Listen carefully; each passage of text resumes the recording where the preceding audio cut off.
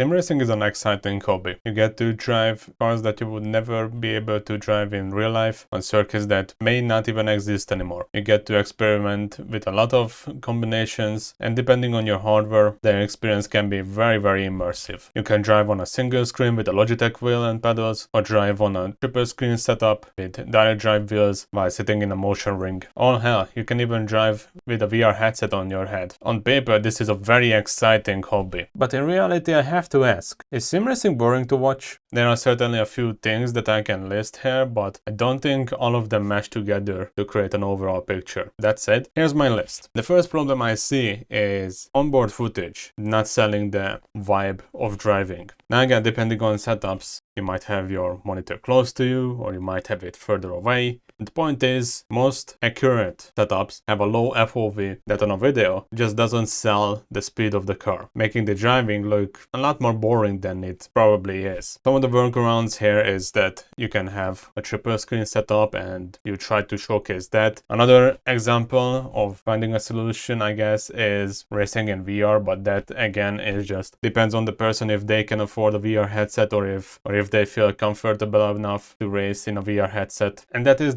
just the assumption that you're driving with the onboard camera selected. In cases where you cannot even set up the onboard camera right, most people end up using hood cameras or roof cameras, and while the FOV on those cameras are higher, usually, it still can be jarring to look at. The second problem I see with a lot of content related to sim racing is just how unclear the presentation is. You would have webcam footage placed in corners where it would hide the HUD. The HUD that you decide to use would not be clear to read. They wouldn't be aligned in a way that it would be easy to read. And again, this is the assumption that you would have actual freedom to choose what you want to showcase. In some games, in some simulators, whatever you want to refer to them, you don't even have the option to toggle on or off bits of the HUD that you want to use. And that's before all the stylization that people want to do. I've seen many useless ways to sell the immersion. I've seen people putting their webcams up into the top middle section of the screen and made it look like it was the rear view mirror, only to hide useful data like lap counters or the in-game radar. I've seen people setting up their live stream chat in a half-transparent mode and layered it on top of the TV tower so you couldn't read what people said in the chat, and you also couldn't read what was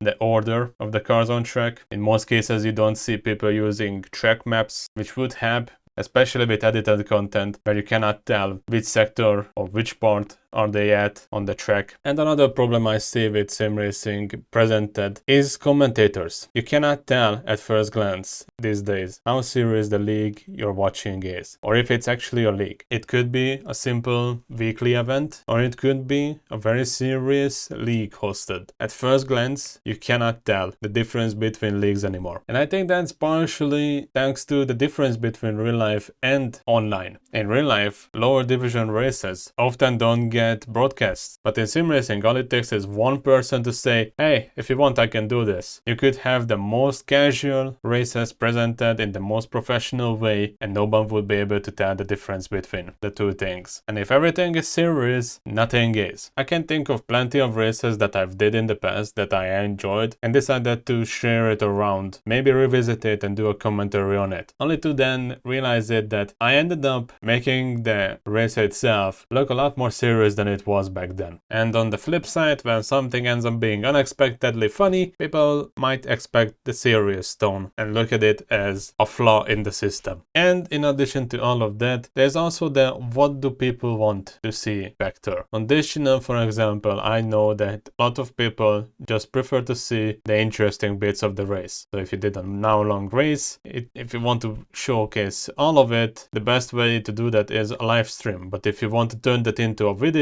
you're better off cutting it down to somewhat of a highlights format. Nobody really cares about the dead air in races. Even if it feels tense to the driver, oddly nobody really cares about that. So in a way, most races end up formulaic when it comes to the presentation of them. Is that a positive or is that a negative? I don't really know how to look at it. Formula-based content is not a problem in itself, but when you combine it with all the other things that mentioned here, it might be enough for people to look at sim racing and say, well, this is boring to watch.